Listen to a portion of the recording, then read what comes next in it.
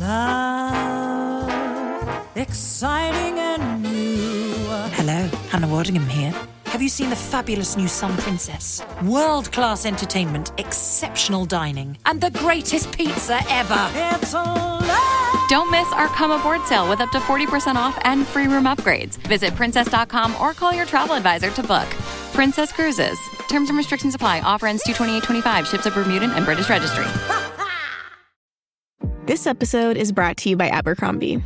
There's nothing better than the perfect jean and going out top combo, or an outfit that perfectly matches your plans. Abercrombie's relaxed jean goes with every occasion. Date nights with something lace, or daytime with a cozy sweater. And their barrel jean will surprise you. It's the trend that will become a staple in your wardrobe. Abercrombie denim comes in tons of rises, fits, and washes. Find your perfect pair online or in store. Hello and welcome to the Spirit Parlor. I'm your host, Jennifer. I'm going to light a candle. Let's have a little tea. And I want to have a little spiritual talk with you today. So thank you for sharing this moment with me. Today I want to talk about trusting your own self when it comes to spiritual matters. I see time and time again that someone will have a spiritual experience and immediately they're asking others what they think and what it means. And it is great to share, and it is great to welcome in other people's perspectives, but oftentimes we just forget about our own. For example, say your grandmother has passed, and since her passing, every once in a while, you'll encounter a shiny new dime. It will cross your path or suddenly be on your kitchen counter when you know you didn't put a dime there. And you just immediately think of your grandmother and you're like, wow, I wonder if this is a sign from my loving relative. Is she reaching out? Is she still with me? And then it is not uncommon after an experience like this to turn around, tell everyone about it, and ask, do you think this is my grandmother? We will even go on social media and ask people we don't know, do you think this is my grandmother showing me a sign that she is with me?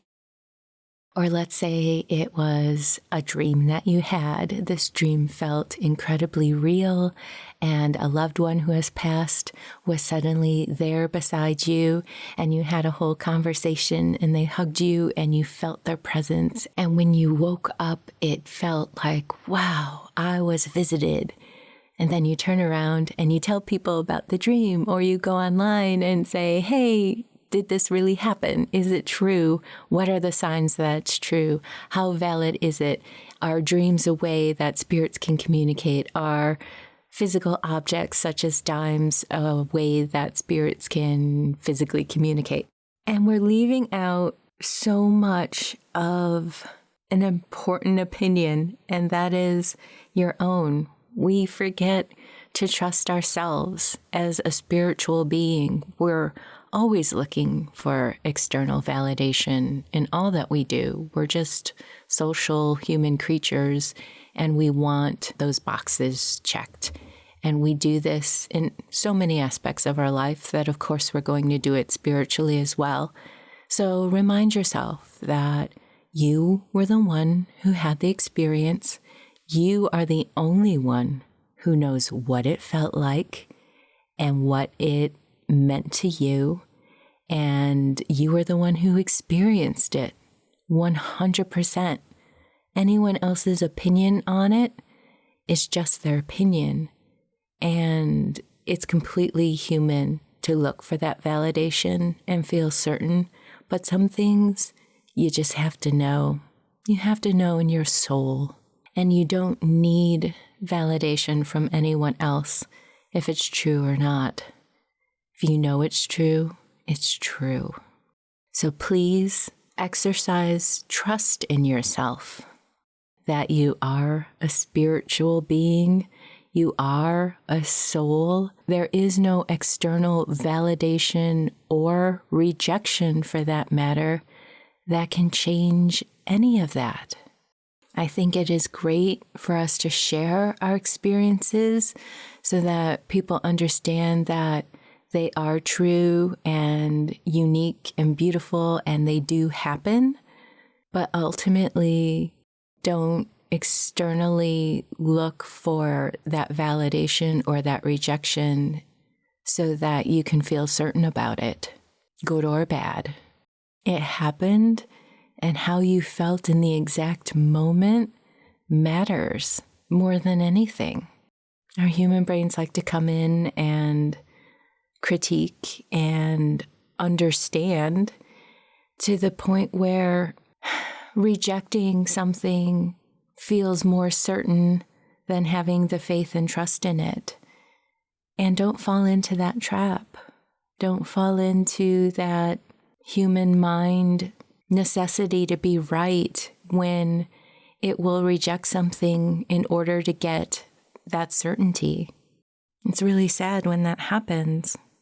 So celebrate your spiritualness. Celebrate the magic that happens in the world. Celebrate the fact that there is the unknown, that we're grasping and learning and connected and trying. Keep the mystery. And it's even okay to say, you know what? I don't know, but I know it happened.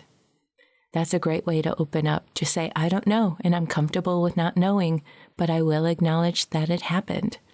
And go ahead and say, thank you, Grandma.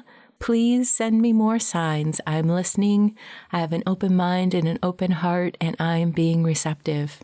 Ask loved ones to visit you in a dream.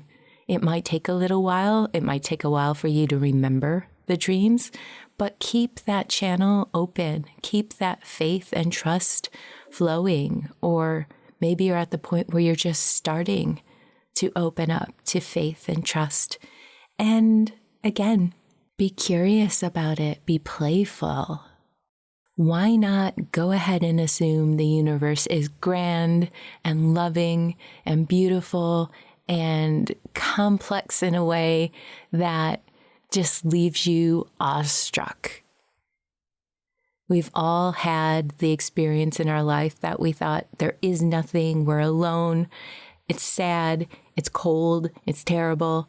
Well, great, you've tried that. It doesn't feel very good. So go ahead and open up and see what the possibilities are and how just having a little faith and pouring a little love out of your heart, how that shifts things for you, because it can be really amazing.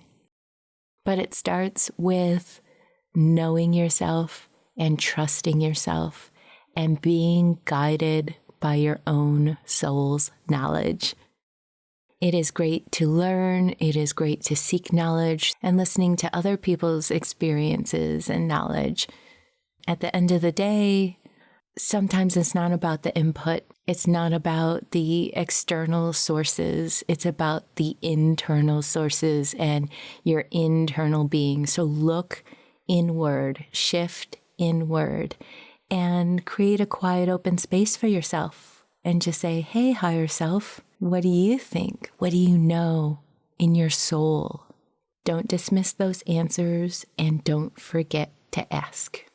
Trust yourself, trust your inner knowing, and cultivate that relationship with yourself. So there you go. Those are my thoughts for this week. And I really do try to operate from my own inner knowing. But with that said, what are your thoughts on the matter? I do love exchanging ideas and energy. So email me anytime at speaknow@italktoghosts.com or leave a comment on this episode where you can. That's it for now. Join me on Friday for some spooky ghost stories and spirit work. In the meantime, take care.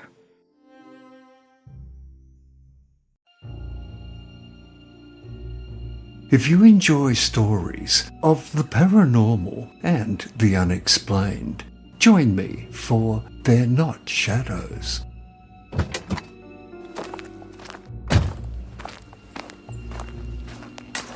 He didn't look up as I approached. He just kept digging. Hey, Jeff. What you doing? Digging? I can see that. Kinda looks like a grave. Yep. A pig died. You don't have pigs. Did I say it was my pig? They're not shadows. Fears for your ears.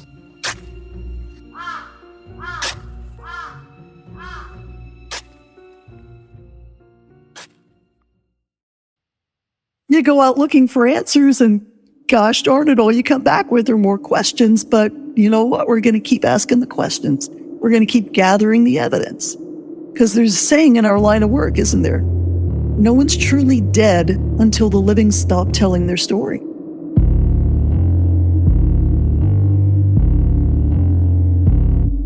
My name is Brandon Schexnayder, and in my research for the podcast Southern Gothic, I've collected hundreds of ghost stories from all across the South. But trust me, I barely scratched the surface of what's out there. So I asked my friend Alicia, the owner of Franklin Walking Tours, to interview some of her favorite haunted tour guides and find the best stories around. And man, did she deliver. Join us now on Season 1 of our all-new podcast, Ghost Tour.